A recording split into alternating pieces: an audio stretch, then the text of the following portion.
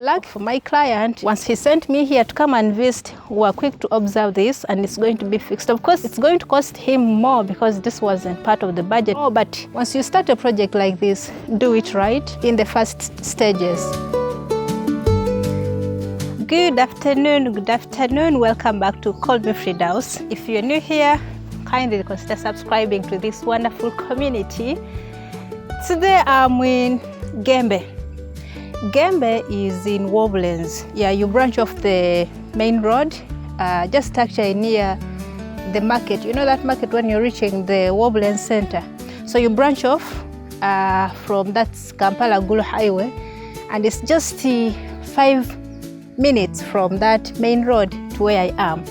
Now I'm here this afternoon to visit a new project which is under progress. It's a new poultry project for a client.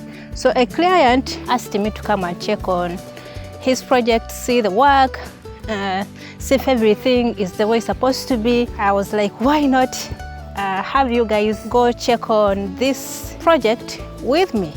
As you can see, it's actually a big property. It's under utilization. This is coffee, these are bananas. On top of that, they're putting up poultry project. This is cassava. So here we go. These are poles that are being used in construction. These are stones. I think these were used in the foundation. Most of the times these big stones are used during when they are digging the foundation, especially if the area, its water is actually close to the surface. This is sand. Clearly you see someone who has really planned. This must be a very planful person. And these are blocks, they're still there. Like I mentioned, this is work under progress, still in progress. These are stones. I think they will be used especially in the flooring. The other one is sand again. Clearly you see someone who is a bit organized. Oh, we have some people cooking from there. Of course, workers need to eat. This must be the farmhouse. I believe this is the workers' room.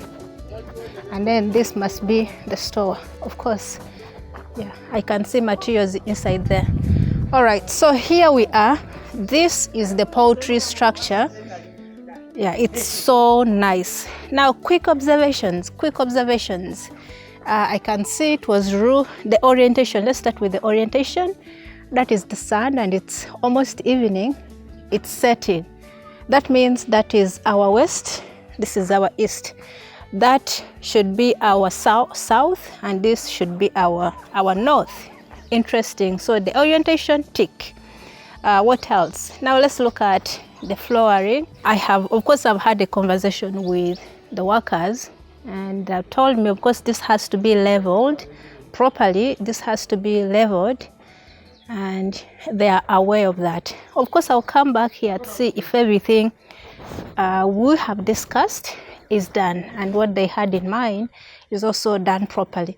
So this is the entire structure. Now this structure is actually 30 feet by 60. That means this structure can house, if you're doing layers, if he's going to do layers, it means he will have at least 1,000, maybe 1,020 birds. For broilers, you even have the chance of having more than 1,000 birds. That's quite something. It really makes business sense for someone to build a poultry structure that, you know, that will give you a chance to start with the numbers that make sense. Now let's look at the leveling here. So this is the front side, and after leveling, we are imagining that after they have leveled properly, we are imagining that the mesh, the chicken mesh and all the nets, they will start somewhere between 1.5 to 1 to 1.5 centimeters after they have leveled properly inside. The same applies at the back of this chicken house. Of course, after leveling, the chicken mesh will start from here, and then it goes. They'll put some timber. I'll show you. The timber is over there on the chicken house. They'll put timber to avoid rain from coming in. But also something interesting, around the entire chicken house, they are going to put gutters so that they can harvest rain. One thing which was going to cause like sort of problem on this project is the fact that I don't know if you can see that the sun is coming in. It's somewhere there. So it was going to be a huge disturbance for my client once production starts. So they had planned that they will put nets or chicken mesh or whatever mesh they will use even in the width. And this is clearly against the importance, the entire theory of east-west orientation. Most people orient their poultry structures from east to west because they want to prevent this direct sunlight from entering into the poultry structure. And if they were going to just put like mesh or something, then it was like no work was going to be done. So lucky for my client, once he sent me here to come and visit, we were quick to observe this, and it's going to be fixed. Of course, it's going to cost him more because this wasn't part of the budget. And besides, he had already bought the nets, they are in place, so that means it's kind of going to cost him more. But once you start a project, he has a huge land. Once you start a project like this, do it right in the first stages so that you don't regret once you start. So that's something we have observed on this poultry structure. Then the other thing we were quick to note is the issue of security. I don't know if you're able to see, somewhere there at the back there is some bit of fencing off, but clearly it's not enough.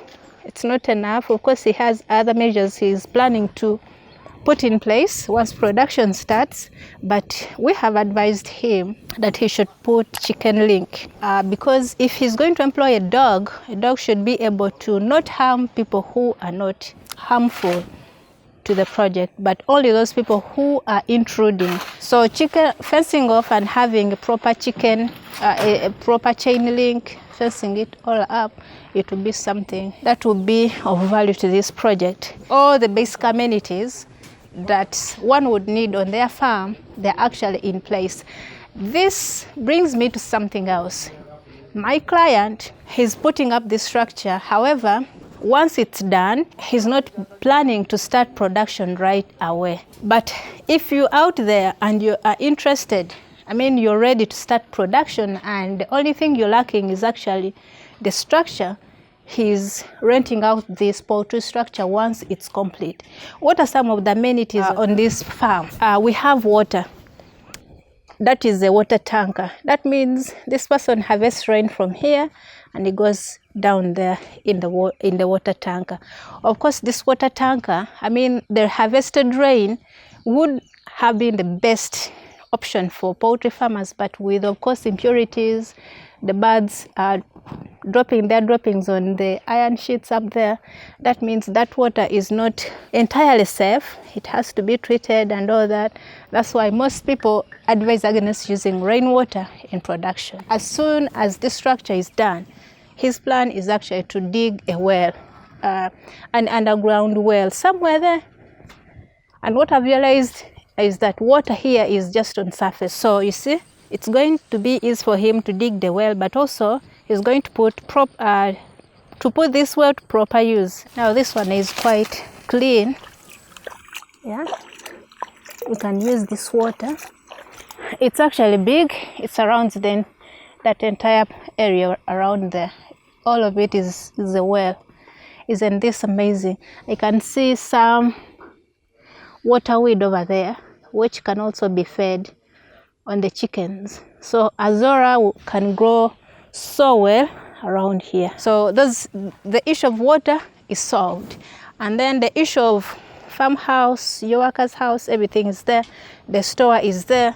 So all the amenities that you might need to start a poultry farm, they are in place. Plus, let me give you this. This is a cheat code. Maize around here is cheap. Actually, when I was moving, as we were coming to this property, we realized that so many people are growing maize around here. That means if you're clever enough, you start production here, you can actually be buying maize from the villagers, and that could really come in handy for you with these increasing prices of feeds. Now this one is dried, you see. So So it's all over the entire property. So if you're interested in having this structure here, you can reach out to me, of course, directly. I'm also going to leave my client's number in the first comment in the comment section. So feel free. This is the engineer, Mark. Ogamba otya muganda wange? Omulimu guli gutya? Gutambula bulungi. Okay. This property, once again, is in Gembe. Gembe is the village that is when you're coming from Kampala, you branch off from the main road, you branch off from around Woblands, and from Woblands, if you're driving, it's going to take you like 5 minutes. So clearly it's accessible. The roads are accessible. The market is also accessible. You can easily get your market from within the village, but also from around Woblands. It's a good market area around there. All right, I'm going to see you in the next video, but just make sure you have subscribed and you share this video. I know someone out there is interested in renting a chicken house. It's over there. Quite amazing. All right, until next time, have a nice evening.